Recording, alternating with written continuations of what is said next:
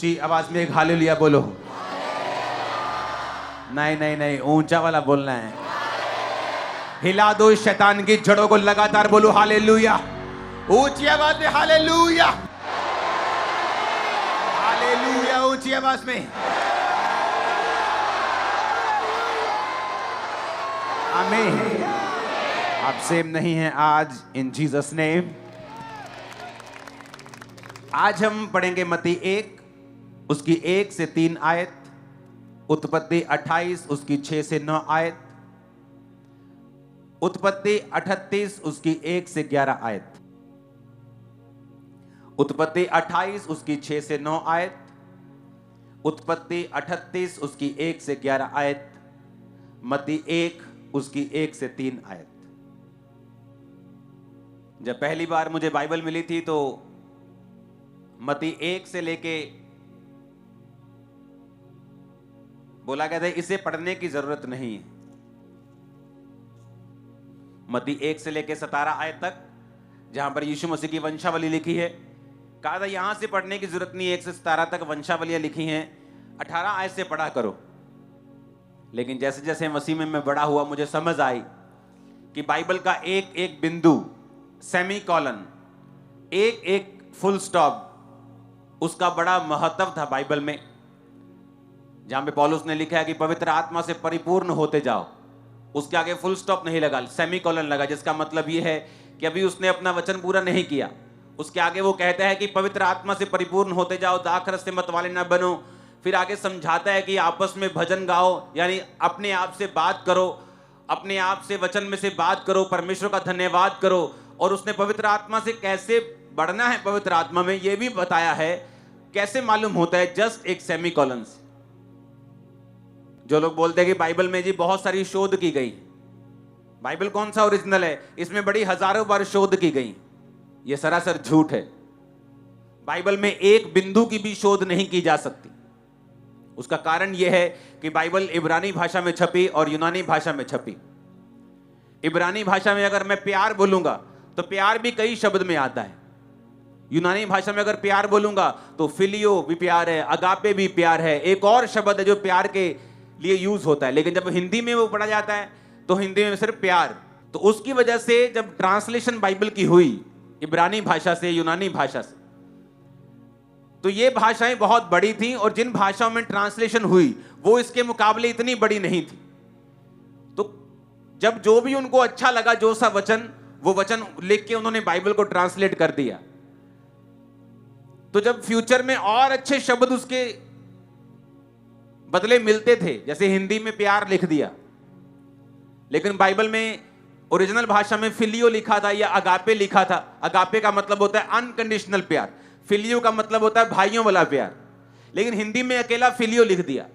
तो ऐसे सब भाषाओं में जब ऐसे वचन लिखे गए और जब उन भाषाओं में बाद में कोई बेहतर विकल्प मिलता था तो वो एडिट करके उसको उस जगह पे लगाते थे। तो लोगों ने बोल दिया बाइबल शोध की गई। ओरिजिनल बाइबल कभी शोध नहीं की गई, ओरिजिनल बाइबल को कभी एडिट नहीं किया गया, ओरिजिनल बाइबल में कभी एक बिंदु बढ़ाया या घटाया नहीं किया। जो इब्रानी और यूनानी भाषा में लिखी गई वो एक्यूरेट है, क्योंकि वो खुदा का वचन है, इंसान का नहीं। आमीन। और वो आज भी काम करती है। हालेलुया। मैं बार बार बाइबल को पढ़ता रहता हूं, शुरू से लेके एंड तक, शुरू से लेके एंड तक। मत्ती को जब मैंने पढ़ा तो लिखा अब्राहम की संतान, दाऊद की संतान, यीशु मसीह की वंशावली। अब्राहम से इसहाक उत्पन्न हुआ, इसहाक से याकूब उत्पन्न हुआ, याकूब से यहूदा और उसके भाई उत्पन्न हुए, यहूदा और तामार से फिरिस और जोहरे उत्पन्न हुआ। मुझे एक बात याद थी कि जो यहूदा के बेटे थे वो फिरिस और जोहरे नहीं थे, जो पहले उसके बच्चे हुए। लेकिन यहां वंशावली में वो ऐड क्यों नहीं किए गए? जब मैंने बाइबल खोली ध्यान से, फिर मैं पीछे गया उत्पत्ति की तरफ। जब उत्पत्ति में मैं पीछे गया तो मुझे इसकी हिस्ट्री पढ़नी थी कि याकूब जो यहूदा था, याकूब का बेटा था, चौथा बेटा था याकूब का, उसको वंशावली में लिया गया। लेकिन जो उसके पहले बेटे थे वो बेटे वहां नहीं लिखे गए। ये कोई और बेटे थे जो वहां लिखे गए, जो बाद में हुए थे। जब मैंने वहां पढ़ा तो 38 उत्पत्ति 1 और 1 से 11 आयत में लिखा है, उन दिनों में ऐसा हुआ कि यहूदा अपने भाइयों के पास से चला गया और हीरा नामक एक अद्दुलाम वासी पुरुष के पास डेरा किया। कहां से चला गया? अपने घर से, अपने भाइयों से चला गया। अपने भाइयों से क्यों चला गया? क्योंकि सब भाइयों ने मिलकर यूसुफ को बेच दिया था। जब आप एक कुकर्म करते हैं, उसकी सजा फिर आपके परिवार, आपकी लाइफ के ऊपर आती है। तब आपको फील नहीं होता, तब एकदम से कुछ नहीं होता, लेकिन तब पाप करने के बाद ऐसा माहौल, ऐसी सिचुएशन और ऐसी परिस्थितियां बनने लगती हैं कि आप खुद ब खुद डिस्ट्रक्शन की ओर, उजाड़ की ओर आप खुद चले जाते हैं। यहां पर वो चला गया, घर को छोड़ दिया उसने, भाइयों की संगति छोड़ दी और वो चला गया। लिखा हो यहूदा ने शुवा नामक एक कनानी पुरुष की बेटी को देखा। एक कनानी औरत देखा, लड़की को देखा, नाम शुवा था। विवाह करके उसके पास गया, गर्भवती हुई, उसके पुत्र पैदा हुआ। यहूदा ने उसका नाम एर रखा। जो वंशावली में वो है वो एर नहीं है। लिखा वो फिर गर्भवती हुई, उसके एक बेटा और हुआ, उसका नाम ओनान रखा। फिर उसके एक और बेटा हुआ, उसका नाम शेला रखा। और जिस समय उसका जन्म हुआ था तब यहूदा कजीब में रहता था। यहूदा ने तमार नाम की एक स्त्री से अपने बड़े बेटे एर का विवाह कर दिया, परंतु यहूदा का वो जेठा एर यहोवा के लेखे में दुष्ट था, इसलिए यहोवा ने उसको मार दिया। तब यहूदा ने ओनान से यानी छोटे बेटे से कहा कि जा अपनी भौजाई के पास और उससे शादी कर और संतान उत्पन्न कर, ताकि तेरे भाई का वंश चले। ओनान जानता था संतान मेरी ना ठहरेगी बल्कि भाई की ठहरेगी। जब वो उसके पास गया तो भूमि पर वीर्य गिराकर नाश किया, कहीं ऐसा ना हो कि उसके भाई के नाम का वंश चले और उसका नाम ना चले। ये जो उसने किया, यहोवा अप्रसन्न हुआ और उसने उसको भी मार दिया। तब यहूदा ने इस डर के मारे कहीं ऐसा ना हो कि अपने भाइयों के सामने शेला भी मरे, अपनी बहू तमार से कहा, जब तक मेरा पुत्र शेला सियाना ना हो जाए तब तक अपने पिता अपने पेके के घर में चली जा, विधवा बनकर बैठी रहे। और तमार अपने पिता के घर में जाकर रहने लगी। अब मैं एक क्वेश्चन आपसे पूछना चाहता हूं। यहूदा परमेश्वर की संतान था, परमेश्वर का चुना हुआ जन था। परमेश्वर को मालूम था कि जो जीसस क्राइस्ट का वंश होगा, जो दाऊद का गोत्र होगा, वो यहूदा गोत्र होगा। लेकिन वचन क्या कहता है? अपने पड़ोसी को बोलो, ध्यान से सुन। अब बड़ी समझने वाली चीज यह है कि परमेश्वर ने यहूदा के बेटों को क्यों मारा, और इससे भी बड़ी समझने वाली चीज यह है कि एक धर्मी जन जिसकी वंशावली में अब्राहम है, इजहाक है, याकूब है, जिसके दादे परदादे सुपर नेचुरल जबरदस्त इंसान हैं, जबरदस्त विश्वासी हैं, उसके साथ ऐसा कैसे हो सकता है कि उसके बेटे जो हैं वो मर रहे हैं लगातार? अब ध्यान से समझना क्यों हुआ ऐसा। उत्पत्ति 28 उसकी 6 से 9 आयत में लिखा है। यह तब की बात है जब इजहाक अपने दोनों बच्चों से अलग हो रहा था। उसका जो बेटा याकूब भाग रहा था, एसाव का आशीर्वाद याकूब को मिल चुका था। उत्पत्ति 28 उसकी 8 आयत। एसाव ये देखकर, ये सोचकर कि कनानी लड़कियां मेरे पिता इजहाक को बुरी लगती हैं, अब्राहम के पुत्र इश्माइल के पास गया और इश्माइल की बेटी महलत को, जो नबायोत की बहन थी, ब्याह कर अपनी पत्नियों में मिला लिया। अब बड़े ध्यान से समझने वाली बात है। यहूदा का बाप था याकूब और दादा कौन था? इजहाक। समझ आ रही सबको? हाथ हिलाओ। यहूदा का बाप कौन था? पिताजी कौन थे? याकूब।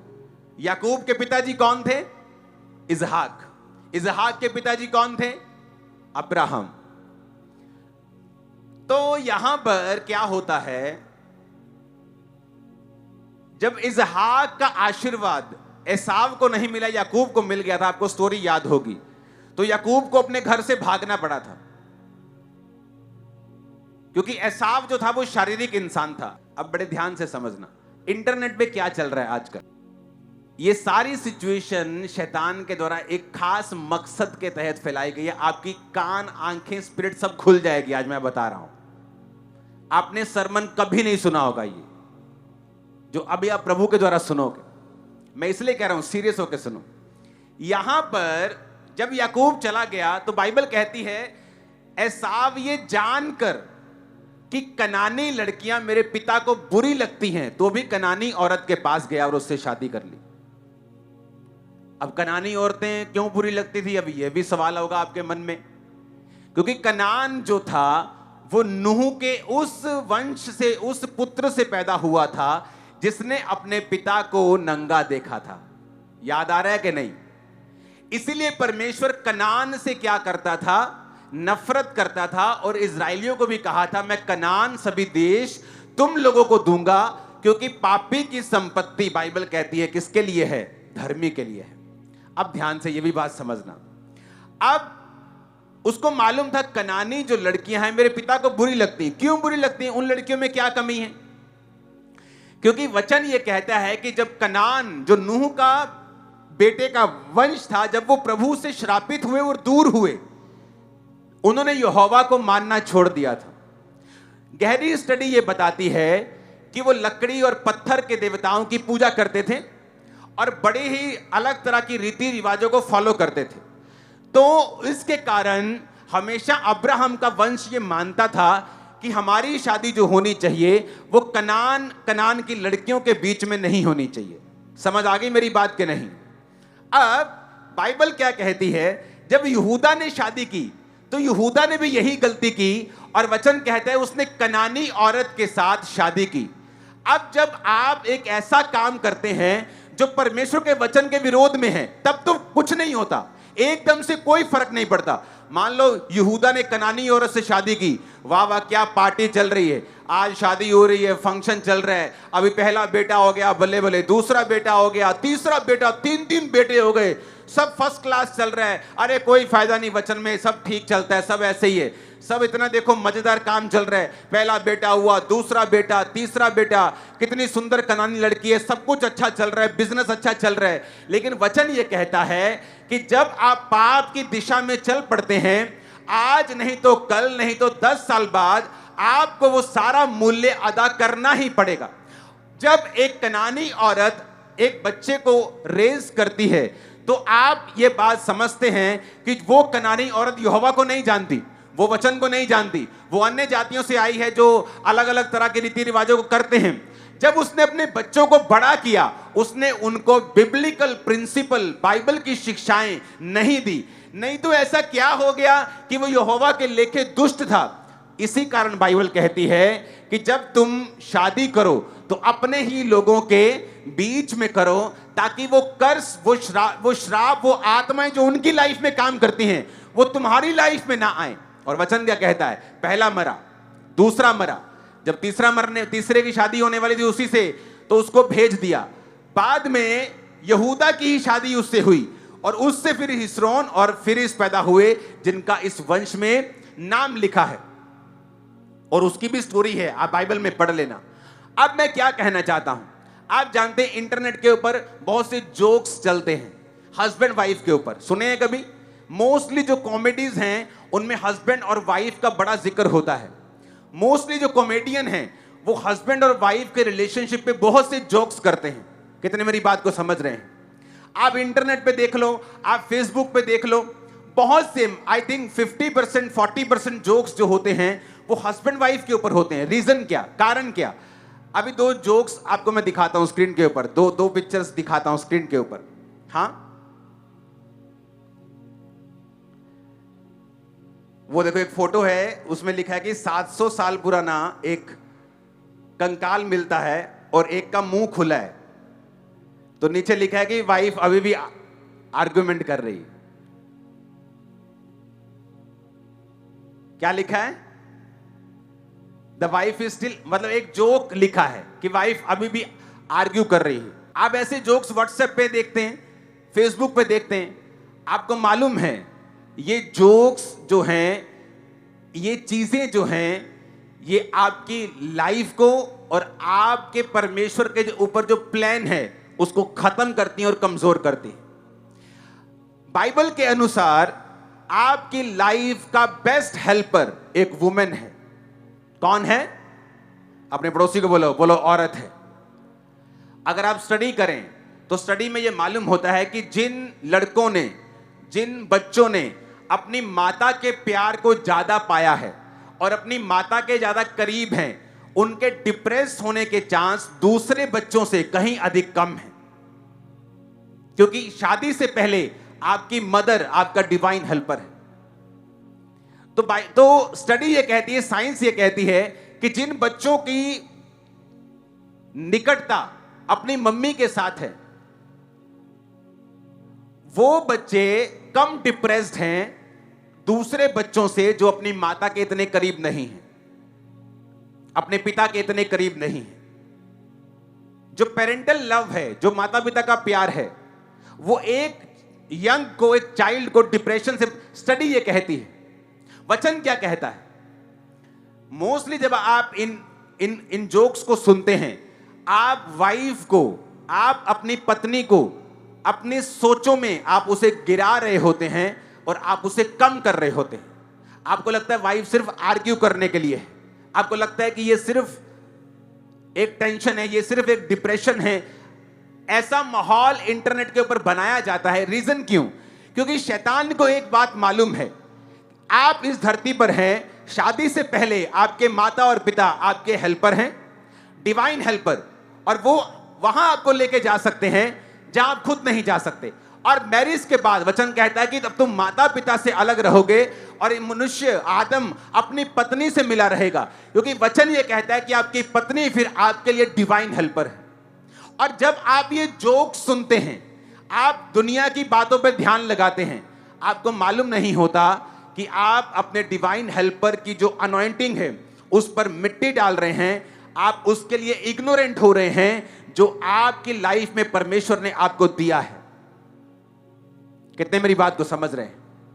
अब ध्यान से मेरी बात समझना।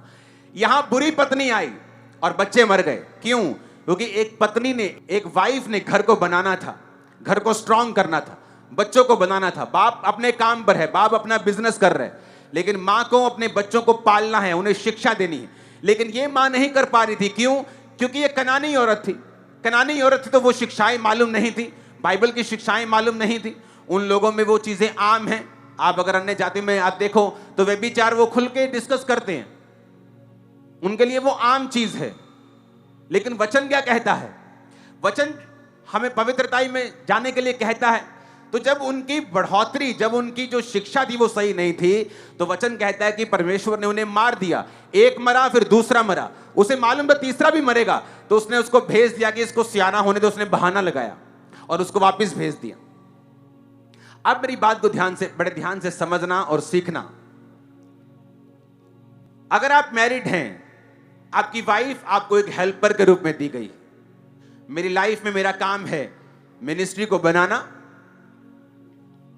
परमेश्वर से नया विजन लेना, उसको बिल्ड करना, प्रोटोकॉल बनाना, रूल्स बनाना, पूरा एक सिस्टम बनाना, उसके बाद उसको खड़ा करना और अपनी वाइफ के हाथ में सौंपना। उसका काम है उसको मेंटेन करना, उसको बनाए रखना, उसको आगे लेके जाना। अगर मैं बनाना छोड़ दूं तो सिस्टम वहीं रुक जाता है। अगर मैं बिल्ड करना छोड़ दूं तो सिस्टम वहीं रुक जाता है। तो मेरी वाइफ सिस्टम नया बना नहीं सकती उस लेवल पे जहां मैं बना सकता, लेकिन मेंटेनेंस मैं वो नहीं कर सकता जो मेरी वाइफ कर सकती। कितने मेरी बात को समझ रहे हैं? इसलिए आपने ये देखा होगा, इसका मतलब ये नहीं है कि जो मैन ऑफ गॉड हैं उनकी लाइफ में या उनकी जीवन में उनको मैरिटल प्रॉब्लम्स नहीं आई, कईयों के डाइवोर्स भी हुए। इसका मतलब ये नहीं है कि परमेश्वर का प्लान खत्म हो गया। इसका मतलब ये नहीं है कि परमेश्वर का प्लान हट गया। जब परमेश्वर ने ये देखा कि आदम जो है वो काम कर रहा है, तो परमेश्वर ने कहा तेरा अकेला रहना ठीक नहीं, मैं तेरे लिए एक मददगार बनाऊंगा। और बाइबल कहती है परमेश्वर ने उसे हवा को दिया। बाकी सारे जानवरों को परमेश्वर ने आदम के पास मैच करने की कोशिश की, कोई मैच नहीं किया, लेकिन हवा उसके साथ मैच हुई। अगर आप देखें तो मोस्टली जोक्स, मोस्टली ये चीजें इसलिए गढ़ी जाती हैं ताकि हस्बैंड और वाइफ का जो रिलेशनशिप है वो कभी भी स्ट्रांग ना हो। क्योंकि अगर शैतान एक हस्बैंड और वाइफ के रिलेशनशिप को कमजोर करता है और इस चीज में वो कामयाब हो जाता है, तो 50% लड़ाई वो एक फैमिली में जीत जाता है। कितने मेरी बातों को समझ रहे हैं?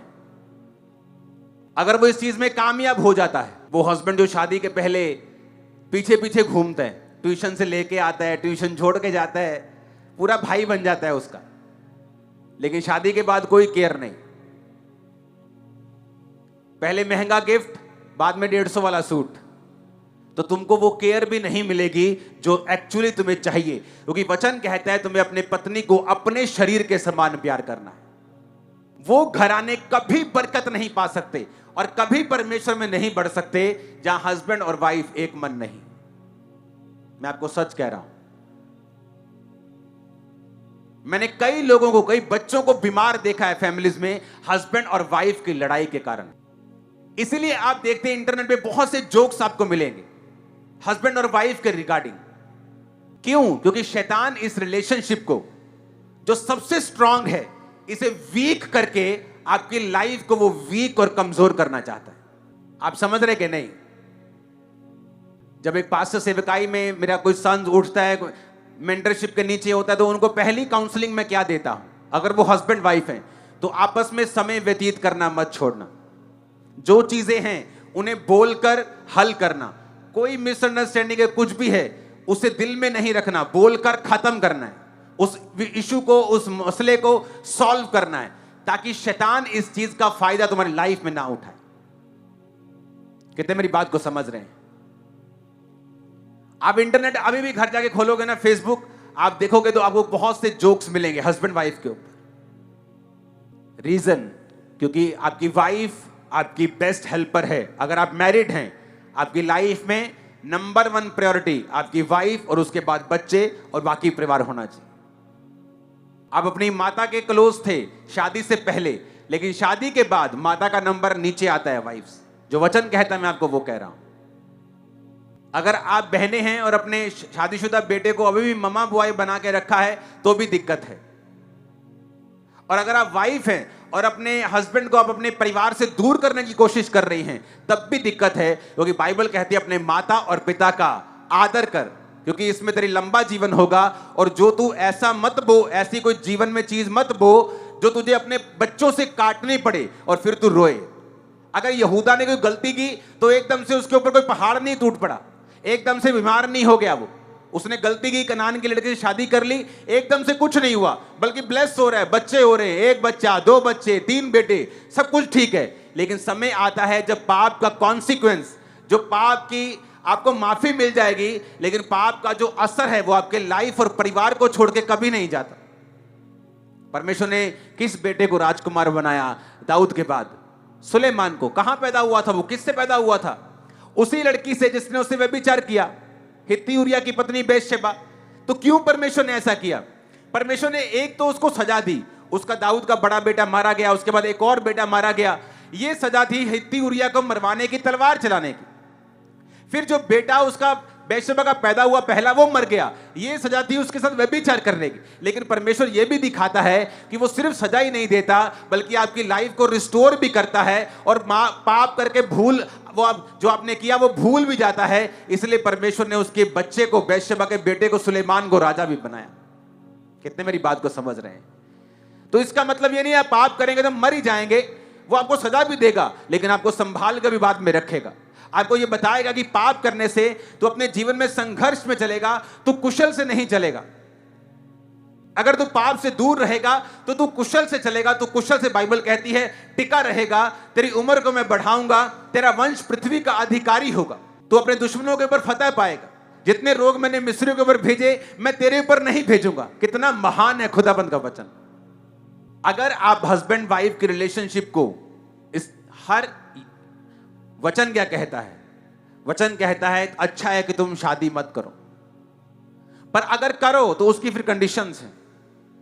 फिर तुम कुंवारों की तरह नहीं जी सकते, वो भी तुम्हारी जिम्मेवारियां हैं। पौलुस ने कहा अच्छा है कि तुम शादी ना करो, लेकिन व्यभिचार के डर से हर एक पुरुष का पत्नी, हर एक औरत का पति जरूर होना चाहिए। आजकल व्यभिचार के डर से कहता है शादी करो। जब शादी हो जाए तो फिर उससे अलग होने की कोशिश ना करो। जब शादी हो जाए तो कहता आपस में समय को बिताओ, ताकि शैतान मौका ना ले पाए। एक बहुत बुजुर्ग वॉलंटियर आए मेरे पास, कहती मेरा पति जो है ना अभी भी चाहता है कि मैं उसके साथ बैठूं, उसके साथ समय बिताऊं, मुझे लगता है कि ये गलत है, मैं बूढ़ी हो चुकी हूं, मुझे ऐसा गलत लगता है, ये पवित्रता ही नहीं लगती। मैंने कहा ये पवित्रता ही, इससे शादीशुदा में अगर आप ऐसा करते हैं तो ये पवित्रता ही से बाहर है। पवित्रता ही है, इसमें पवित्रता ही है। अगर आप नहीं करते तो पवित्रता ही टूटती है उल्टा, क्योंकि आप अपने पति को ये फिर मौका दे रहे हो कि वो बाहर जाके अपनी भूख को पूरा करे। कहती नहीं नहीं, उसे लगा कि मेरा जवाब स्पिरिचुअल नहीं। थोड़े दिन बाद उसका पति उसी मोहल्ले की एक जवान लड़की के साथ भाग गया। मैंने कहा अब कैसा लगा तुझे, अब ठीक है, अब ठीक लगा तुझे? इसलिए वचन क्या कहता है, पौलुस कहता पति और पत्नी आपस में समय को बिताएं ताकि शैतान को मौका ना मिले। जब आपको ये जोक्स मिलते हैं, जब आपको ये जोक्स जाते हैं, इनडायरेक्टली शैतान आपके अंदर अपना बीज डाल रहा होता है और वो वचन के खिलाफ जा रहा होता है कि औरत जो है एक सिरदर्द है, एक ब्लेसिंग नहीं, बल्कि बाइबल कहती है औरत तुम्हारी लाइफ की सबसे बड़ी ब्लेसिंग है। अब तुम्हें उस ब्लेसिंग को, अगर तुमने मर्सिडीज कार खरीद ली तो उसकी सर्विस पर पैसा लगता है, उसकी मेंटेनेंस पे पैसा लगता है। आपने बाइक लिया, उसकी सर्विस होती है। कोई भी रिलेशनशिप है, उसके लिए आपको समय देना पड़ता है, आपको सेक्रीफाइस करना पड़ता है, क्योंकि वचन ये कहता है कि तुम्हारी ये ब्लेसिंग है। पुराने टाइम में डाइवोर्स नहीं होते थे। अगर आप पुराने लोगों की बातें सुनो तो वो आपको बताएंगे, बुजुर्ग औरतें बताएंगी, जब मेरी मम्मी ने मेरा ब्याह किया तो मैंने दसिया कि पुत ये भी तेरा घर है तो वो भी तेरा घर है, पर उस घर की गल इधर ना करी ते इस घर की गल उधर ना करी। पर आज फोन, अगर आप अपनी बेटी को हर वक्त फोन पे लगे रहेंगे अपनी बेटी के साथ, आपकी बेटी अपने घर में कभी खुश नहीं रह पाएगी। आपको बैलेंस बना के रखना होगा। आपकी शादी आपकी वाइफ के साथ हुई है, उसकी शादी आपके साथ हुई है, पर आपके पिताजी के साथ, आपकी माताजी के साथ नहीं हुई। तो अगर आपकी वाइफ को आपको कुछ सिखाना है, वो आप सिखा सकते हैं। और जब आपकी वाइफ पर अटैक होते हैं आपकी फैमिली में, उसको प्रोटेक्ट करने का काम हस्बैंड का है। अगर वो नहीं करता तो वो रॉन्ग है वहां पर। कितने इन बातों को समझ रहे हैं? और जब आपकी लाइफ में शैतान आपको पारिवारिक तौर पे वीक और कमजोर कर देता है, तब वो आधी जंग जीत जाता है। आपकी प्रेयर लाइफ इफेक्ट होती है। आपके वचन ये कहता है कि आपकी प्रार्थनाएं कबूल नहीं होती। जो फाइट जरूरी नहीं, फिर आप वो लड़ते हैं अपने परिवार में। और अगर आप राइट मैरिज में जाते हैं और उसके बाद बिब्लिकली उस मैरिज को आगे लेके जाते हैं, आपकी लाइफ दूसरों से कहीं गुना अधिक ब्लेस्ड होगी, स्ट्रांग होगी। आपकी प्रेयर जल्दी कबूल होगी, जल्दी उत्तर आएगा। आधी चर्च आज साइलेंट है। आधी चर्च के तोते उड़े हुए हैं आज कि हस्बैंड से बाद में आंखें कैसे मिलानी है, मीटिंग के बाद, कि वाइफ से बाद में आंखें कैसे मिलानी है। और चलो कोई नहीं, और गल कर दे कोई। सुन सभी ने लिया। कितने मेरी बात को समझ रहे हैं? इसीलिए जब आप देखते हैं कि जोक्स हस्बैंड वाइफ पे लगते हैं लगातार, ताकि आपको एक्चुअल जो परमेश्वर का प्रोग्राम है हस्बैंड वाइफ के लिए, कि वाइफ एक हेल्पर है, हस्बैंड सिर का ताज है। आप अपने ताज को गंदा करेंगी, आप अपने ताज को बेइज्जत करेंगी, अपने सिर को ही तुम गंदा कर रही हो, अपने सिर को ही बेइज्जत कर रही हो। कहते हैं एक मूर्ख औरत ही अपने पति को गुलाम बनाना चाहेगी, क्योंकि तुम फिर एक गुलाम की पत्नी हो। और एक बुद्धिमान औरत अपने हस्बैंड को राजा बनाना चाहेगी और खुद उसकी रानी बनेगी। हालेलुया। आप मैरिजेस देखें बाइबल में कैसे चली। अब्राहम, सारा, क्यों उनकी लाइफ में ब्लेसिंग थी? वचन कहता है कि इतने ब्लेस थे कि जो राजा लोग होते थे, गवर्नमेंट्स होती थी उस एरिया की, उस देश की, जेलसी करती थी। क्यों? क्योंकि उनकी जो वेल्थ थी अब्राहम की, गवर्नमेंट से भी ज्यादा थी। आप देखो अब्राहम के पास इतनी सेना थी, उसके हाउस होल्ड में ही इतना स्टाफ था। बाइबल कहती है कि अब्राहम जब वो राजा जो देशों को मार लेते थे, अब्राहम राजाओं को मार लेता था। उनका घर जाओ, अब्राहम के घर चलते हैं, अभी अब्राहम को देखते हैं, उसकी पत्नी सारा। वचन कहता है कि जब वो 99 साल के थे, अब्राहम 99 साल का, सारा के पास जाता है। एक 90 साल की औरत को पता क्या बोलते जाके, सारा फुर्ती से, फुर्ती मतलब कहता जल्दी जा, जल्दी उठ जा, जल्दी फुलके बना, दूत आए हैं बाहर। सारा ने बहस नहीं की कि मैं बुजुर्ग हाँ, मेरे गोडे दुख दे, तेनू पता नहीं है, मैनू कहता तू इन्ने बंदे तुरते फिरते साफ होना नहीं कहते तू। लेकिन वचन कहता है वो अपने पति को स्वामी कहती थी और उसकी बात को सुनती थी। और अगर आप अब्राहम की फैमिली को देखते हैं, फाइनेंशियली, मेंटली, फिजिकली, सोशली, हर तरफ से अब्राहम ब्लेस्ड था। और परमेश्वर ने अब्राहम के बारे में कहा, अब्राहम मेरा दोस्त है, क्योंकि अब्राहम अपने बाद अपने घराने को मुझ में चलने की आज्ञा देगा। ऊंची आवाज में हालेलुया बोलो। अगर आपका घर सेट नहीं है, उसे सेट करो, कोशिश करो उसे सेट करने, जितना कोशिश कर सकते हो करो। बाइबल कहती है जब तुम परमेश्वर में सही चलोगे, जितने अनमैरिड लोग बैठे हैं, मैं आपको बता रहा हूं, आपका हस्बैंड, आपकी वाइफ आपके लिए ब्लेसिंग है, इफ अगर आप परमेश्वर में चलकर उसे हासिल करेंगे तो। नहीं तो फिर वही जोक्स आपकी लाइफ में पूरे होंगे जो इंटरनेट पे चलते हैं, क्योंकि फिर आपकी वाइफ आपका सबसे बड़ा सिरदर्द और आपका हस्बैंड आपका सबसे बड़ा कलेश डालने वाला इंसान होगा अगर आप परमेश्वर से दूर हैं तो। क्योंकि अगर आप प्रभु से दूर हैं तो परमेश्वर अपना डिवाइन हेल्पर नहीं भेज पाएगा, शैतान अपने लोगों को भेजेगा और वो सारा कुछ गड़बड़ करेगा। अगर आप प्रभु में हैं, प्रभु के काम को कर रहे हैं, आप पवित्रताई में हैं, तो परमेश्वर वो व्यक्ति, वो बंदे भेजेगा जो आपके लिए ब्लेसिंग होंगे, जो आपको बिल्ड करेंगे, आपको बनाएंगे। और जो मैरिड हैं वो इस बात को ध्यान से समझ लें। बाइबल कहती है अगर तेरा पति अविश्वासी है तो अपने कैरेक्टर से उसको खींचना है, अपने प्रचार से नहीं। अगर तेरी पत्नी अभी तक मसीह में नहीं है, कोई कुछ लोग होते हैं मसीह में आ जाते हैं, अन्य जाति में आप मसीह में आ गए, हस्बैंड आ गया, वाइफ अभी नहीं आए, क्यों वाइफ छोड़ दे? बाइबल कहती है उसे छोड़ो मत, अपने कैरेक्टर से अब उसे मसीह में खींचो। आज के बाद जब आपको जोक्स सुनने के लिए मिले, आपको ये मालूम होना चाहिए कि ये जोक्स शैतानी, ये परमेश्वर की ओर से नहीं। क्योंकि जब आपको मालूम नहीं होता, आपकी बॉडी मिट्टी से बनी, आपकी बॉडी के जो बीज हैं वो बोल हैं, वो वचन हैं। इसलिए जब आप कोई भी वचन सुनते हैं वो आपके अंदर चले जाते हैं और कई बार आपको मालूम नहीं होता आप क्या सुन रहे हैं, लेकिन जो आप सुनते हैं वो आपकी लाइफ के ऊपर एक बड़ा प्रभाव डालता है। इसलिए आज के बाद जब आप हस्बैंड वाइफ के रिगार्डिंग जोक सुन रहे होंगे, आपको ये मालूम होगा कि बाइबल में ऐसा नहीं है, ये गलत है। आपने सुन तो लिया, लेकिन उसी वक्त अपनी स्पिरिट से उसे रिजेक्ट करना कि मैं इसे यीशु मसीह के नाम में रिजेक्ट करता हूं, अपनी बॉडी अपने स्पिरिट से निकाल देता हूं अभी यीशु के नाम। कितने मेरी बात को समझ रहे हैं? और आपको अपने अंदर वही वर्ड रखना है जो बाइबल का है, क्योंकि वही वर्ड आप रखेंगे, आपको मालूम होगा मुझे अपने घर को सुधारना है, मुझे अपनी लाइफ को सुधारना है, बच्चों को सुधारना है, खुद सुधरना है। फिर आप उस दिशा में चलना शुरू करेंगे, परमेश्वर आपका साथ देगा और आपकी लाइफ में काम करेगा। ऊंची आवाज में जरा हालेलुया बोलो।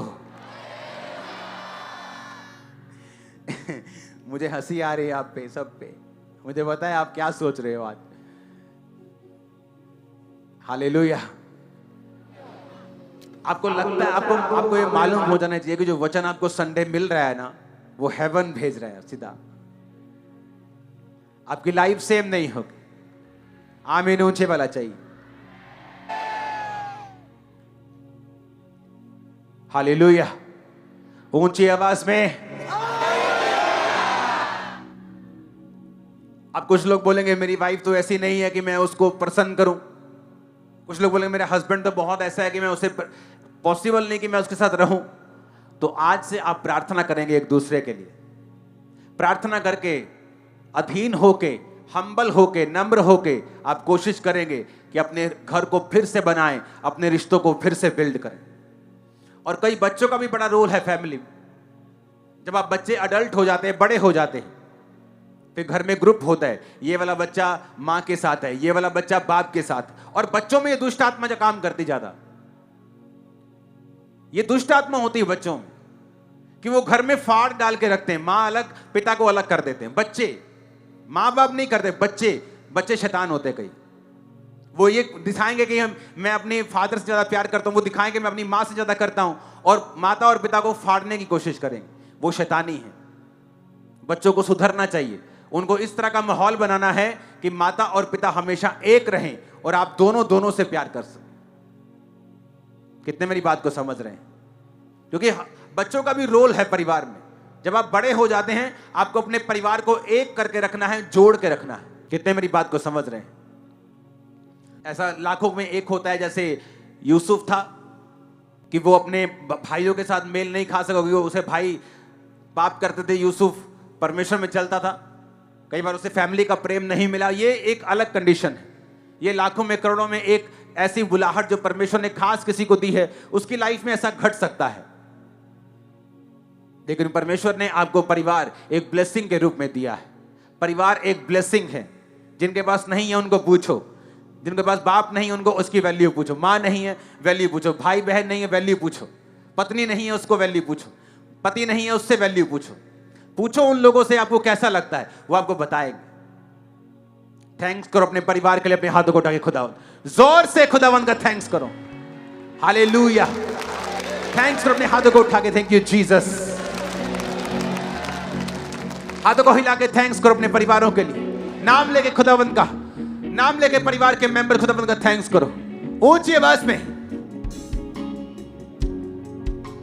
प्रभु यीशु मसीह के सामर्थी नाम में हम मांगते हैं।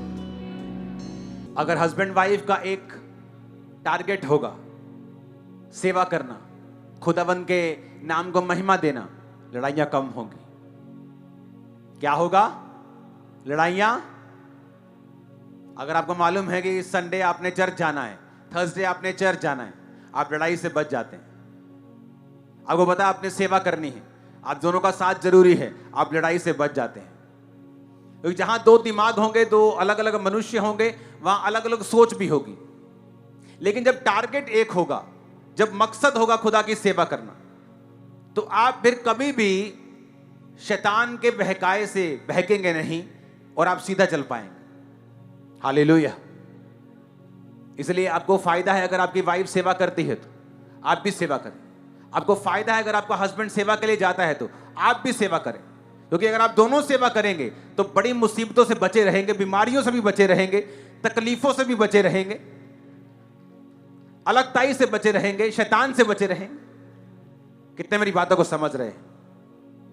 अपने परिवार के लिए प्रार्थना करें, क्योंकि वचन कहता है कि एक भली औरत जो है अपने परिवार के लिए इंतजाम करती है। नीति वचन में तो यह लिखा हुआ है कि वो अपने हस्बैंड की कमाई को यूज नहीं करती, बल्कि अपने हस्बैंड की कमाई को इन्वेस्ट करती है। उस इन्वेस्टमेंट से जो फिर पैसा आता है उसको वो खर्च करती है। गरीब आप पैसों से नहीं हैं, मैं आपको सच कह रहा हूं। आप पैसों से गरीब नहीं हैं, गरीब मेंटेलिटी से हैं। आप किसी ऐसे व्यक्ति के पास चले जाएं जिसके पास आज बिल्कुल पैसा नहीं, और आप बोलें, आप उसको पूछें, अच्छा मुझे अपनी लाइफ की स्टोरी बता। आप कहीं ना कहीं उसकी स्टोरी को सुन के समझ जाएंगे कि जब एक मौका था तब इसने गवा दिया था। जितना पैसा आया उतना खर्च दिया। 10,000 तनख्वाह है तभी भी जीरो सेविंग, 15,000 तनख्वाह है तभी भी जीरो सेविंग, 20,000 है तभी भी जीरो सेविंग। ये गरीबी की निशानी है। अगर आप 20,000 में से 8,000 जोड़ लेंगे, 12 में खर्चा करेंगे, अमीरी की निशानी है। वो 8,000 अमीरी की निशानी तो नहीं है, लेकिन मैं आपको गारंटी लिख के दे सकता हूं फ्यूचर में आप लोग अमीर होंगे अगर आप सेव करते हैं तो। हालेलुया। मैं अपने इनकम से खर्च बहुत कम करता हूं। मैं अपनी इनकम से हमेशा चीजें बनाता हूं, घर बनाता हूं अपनी पर्सनल इनकम से, जो मुझे बुक से होती है, चीजों से होती। अपने घर को बिल्ड करो, अपनी फैमिली को बिल्ड करो, बैठो प्रेयर करो। अगर सब कुछ बिखरा हुआ है, सबके फेस इधर से उधर हैं, बैठो प्रेयर करो, बिल्ड करो, सिस्टम बनाओ। आप सेम नहीं होंगे, मैं आपको बता रहा हूं। हायर लेवल की ब्लेसिंग आपका इंतजार कर रही है। मैं ऐसे परिवारों को जानता हूं, मैं ऐसे 2 जनों को जानता हूं। मान लो एक जन कम बुद्धिमान है, मैं रियल स्टोरी बता रहा हूं आपको। एक जन ज्यादा बुद्धिमान है। जो ज्यादा बुद्धिमान है अपने परिवार में उसकी बनती नहीं, उसकी वाइफ की उसके साथ नहीं बनती। लेकिन जो कम बुद्धिमान मैंने देखा, वो परिवार में बड़े एक मन है, वाइफ, हस्बैंड, बच्चे, और सेम बिजनेस करते हैं, और दोनों में 100 गुना का फर्क है। एक के पास 100 है, एक के पास 1 है। सेम बिजनेस, सोच लो, एक के पास 1 शोरूम है, दूसरे के पास 100 है। अगर मैं 100 कह रहा हूं तो मैं 100 सच 100 कह रहा हूं, सच का 100। आपको एग्जाम्पल वाला 100 नहीं कह रहा हूं, रियल वाला 100 कह रहा हूं। दोनों क्रिश्चियन हैं, दोनों चर्च के साथ जुड़े हुए हैं। आपको ये मालूम होना चाहिए टीवी पे क्या चल रहा है, क्योंकि आप अपने कान बंद नहीं कर सकते। आपको मालूम होना चाहिए क्या वचन आपको बोला जा रहा है, कौन सा शब्द आपको बोला जा रहा है, क्या आप सुन रहे हैं, क्या वो बिब्लिकल है। वो आपको इफेक्ट करेगा, आपकी जमीन में जाएगा, आपकी मिट्टी में जाएगा, फल लेके आएगा, अच्छा या बुरा। ये तो उस वचन पे निर्भर करता है वो कैसा है। अच्छा जाएगा तो अच्छा, बुरा जाएगा तो बुरा, लेकिन फल जरूर लेके। कांटे बोओगे तो कांटे उगेंगे जरूर, आम बोओगे तो आम उगेगा जरूर। मेरा विश्वास है कि आज के वचन के बाद आप वर्क करना शुरू करेंगे, अपने परिवारों के ऊपर काम करेंगे। अगर वो बिगड़े हुए हैं, स्थितियां अच्छी नहीं हैं, तो मैं नहीं कहता आज रात को ही आपका घर स्वर्ग बन जाएगा। आप आज से प्रार्थना करेंगे, आप अपने नेचर को चेंज करेंगे। अगर आप का स्वभाव गुस्से वाला है, आप एक औरत हैं, आज से आप अपने आप को दीन नम्र करने की कोशिश करेंगे, प्रभु से प्रार्थना करेंगे, कंट्रोल करेंगे। हस्बैंड भी सेम। और आप ये कोशिश करेंगे कि आप उस परिवार को बिब्लिकल तरीके से लेके जा सके। और मैं आपको बताता हूं, मैं आपको प्रोफेटिक वर्ड देता हूं, खुदाबंद एक बड़ी निशानी आपको देगा, बहुत बिग। आपको टॉप पर ले जाने की वो तैयारी कर देगा। मैं आपको बता रहा हूं, कई परिवारों में बच्चों के अंदर शैतान काम करता है। वो अपने माता और पिता की फूट का कारण निकलते हैं जब वो बड़े होते हैं। ऐसे वो बच्चे होते हैं, और शैतान उनको यूज कर रहा होता है। और जब वो बड़े होते हैं, जब वो अडल्ट में होते हैं, तब वो भी खुश नहीं होते अपनी लाइफ से। क्यों? क्योंकि उन्होंने शैतान को मौका दिया अपने माता पिता के जीवन में काम करने का। मेरा बिलीव है आप लोग अपने परिवारों के ऊपर काम करेंगे और ब्लेस रहेंगे। और यीशु मसीह के नाम में 2024 आपके परिवार की ब्लेसिंग का साल होगा। जिनकी मैरिजेस नहीं हुई, डिवाइन रिश्तों का साल होगा इन जीसस ने। आमीन। मेरे को ऊंचे वाला चाहिए चर्च। Hallelujah, hallelujah. अगर आप प्रेयरफुल हैं, आपको डरने की जरूरत नहीं। आदम जिस समय अपनी पत्नी से मिला तो वो दुखी होकर इधर उधर ढूंढ नहीं रहा था कि हाय मुझे कोई मिल नहीं रही, ओ मेरा रिश्ता नहीं हो रहा। आदम जस्ट परमेश्वर का काम कर रहा था। जब आप प्रभु का काम कर रहे होते हैं तो आपको चिंता नहीं होती, परमेश्वर को चिंता होती है आपके लिए हेल्पर ढूंढने की। 29 साल का था जब मेरी मैरिज हुई, तो 29 साल में मुझे ऐसा लगता था कि मुझे शादी नहीं करनी है, मुझे मैरिज नहीं करनी, मुझे सेवा करनी, मेरी सेवा में रुकावट ना हो। और लगातार मैं काम कर रहा था प्रभु का, 19.5 साल से लेकर 29, समझो 10 साल कॉन्टिन्यूज। कोई ऐसा दिन नहीं था मैंने 6 घंटे 8 घंटे प्रेयर ना की हो, 4 घंटे प्रेयर ना की हो। कोई ऐसा दिन नहीं था मैंने काम ना किया हो, लगातार। और परमेश्वर ने खुद कहा अपने दास के बीच में से होके, शादी कर, तेरी शादी का टाइम हो चुका।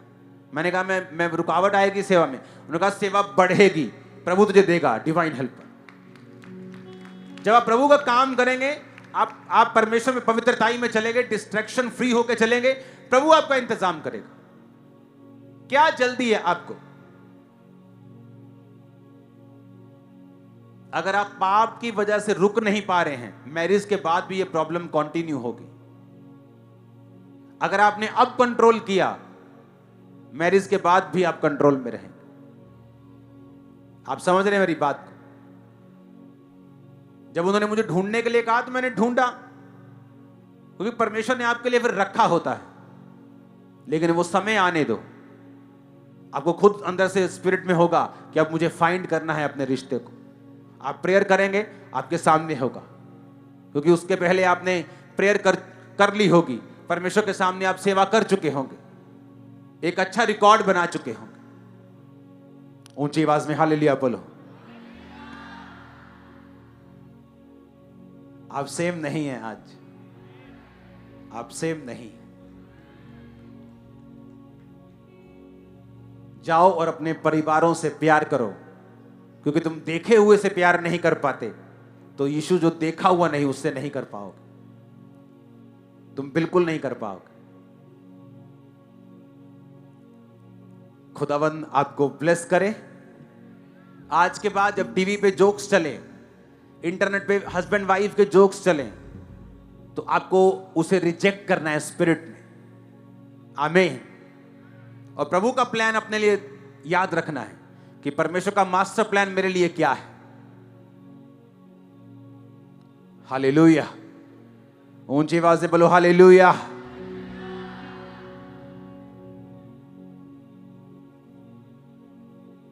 2014 में हम एक चर्च थे, 24 चल रहा है, कितनी हो चली? 150 के करीब। तो 14 में मैरिज हुई थी, 24 हो गया। मुझे मेरी मैरिज को 10 साल हो चुके हैं, तो 10 साल हो चुके मेरी मैरिज को, तो मैं इतना तो सलाह आपको दे सकता हूं। हालेलुया। 1 दशक हो चुका है, तो मैं आपको बता रहा हूं, अगर आप इन विषयों पे काम करेंगे, अफ्रीका में जाओगे ना, जब तुम लड़की से शादी करने के लिए जाओगे तो तुम्हें लड़की की मां को पैसे देने पड़ते हैं, उसे डॉरी मनी बोलते हैं अफ्रीका में भी और दुनिया के बहुत सारे हिस्सों में, क्योंकि तुम उनके घर से एक जीवित जन को, जिन्होंने उनको पाला है, उसको लेके आ रहे हो और ये बोल रहे हो कि तुझे वो घर छोड़ना पड़ेगा और मेरे साथ रहना पड़ेगा सारी उम्र। फिर वो उसकी माता को डॉरी मनी देते हैं अपनी हैसियत के हिसाब से। कोई 10 गाय देता है, वहां गाय बैल भी चलते हैं, कोई पैसा देता है, कोई कार देता है, कोई कुछ देता है। और इंडिया में क्या है, एक तुम लड़की भी लेके आते हो और बेड भी मांगते हो, कार भी दे दो सानू, बेड भी दे दो सानू, तुसी अपनी कुड़ी ने भी देना है।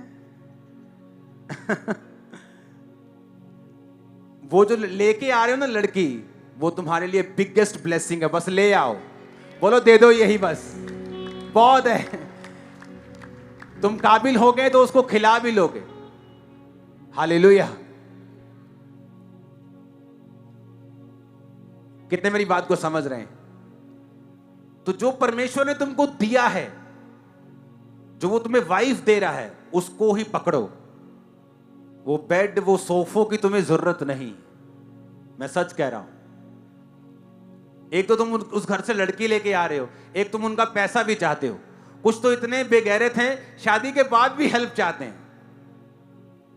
बस करो, अब जो तुम्हें दिया है वो काफी है। एक मन होके उस काम पे लग जाओ जो खुदा ने दिया है। तुम दोनों दूसरों की हेल्प करने वाले हो बहुत जल्द। Hallelujah, hallelujah. जब परमेश्वर तुम्हें डिवाइन हेल्पर देता है तो वो तुमको कास्ट पूछने की जरूरत नहीं। जिस दिन हमारी इंगेजमेंट थी, उस दिन इंगेजमेंट होने के बाद हम एक दूसरे से वैसे बात चल पड़ी कास्ट की, तो कास्ट हमें एंगेजमेंट के बाद पता हुई कि हमारी कौन कौन सी। और मैंने रिश्ते टूटते हुए देखा है, ए तड़ी कास्ट की है, हाँ नहीं इत्थे तो नहीं करना। और जहां किया है, रोज छित्तर और पनीर की रोटी खिलाती है वो। जब डिवाइन हेल्पर आता है, तुम्हें मालूम होता है, तुम्हें कास्ट की, फाइनेंशियल बैकग्राउंड सोचने की जरूरत नहीं। तुम्हें सेम कास्ट में जाना है, तुम्हारी मर्जी है, बाइबल मना नहीं करती। लेकिन मैं तुम्हें बता रहा हूं, अगर तुम इस तरह से अपनी मेंटालिटी को सेट रखोगे तो परमेश्वर के पास मौका होगा तुम्हारी लाइफ में उन चीजों को उंडेलने का जो वो अभिषेक करके भेजेगा, और वो शानदार तुम्हारी लाइफ को करेगा, कभी नहीं सोचा होगा तुम। Hallelujah, hallelujah. ऊंचा होना चाहिए चर्च।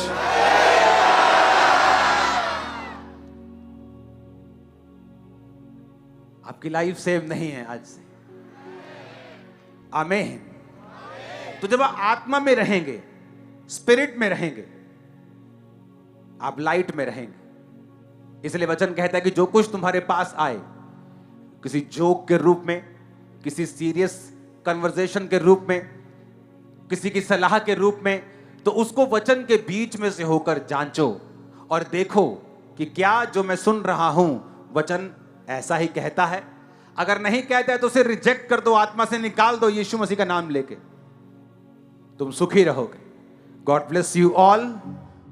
जब भी परमेश्वर के दास लाइव होकर परमेश्वर के गहरे भेदों को बताते हैं तो समय से लाइव टीचिंग्स को सुनने के लिए और अपनी आत्मिक जिंदगी में उन्नति पाने के लिए सब्सक्राइब करें हमारे YouTube चैनल को और बेल आइकन को दबाएं ताकि समय से आपको नोटिफिकेशन मिल सके।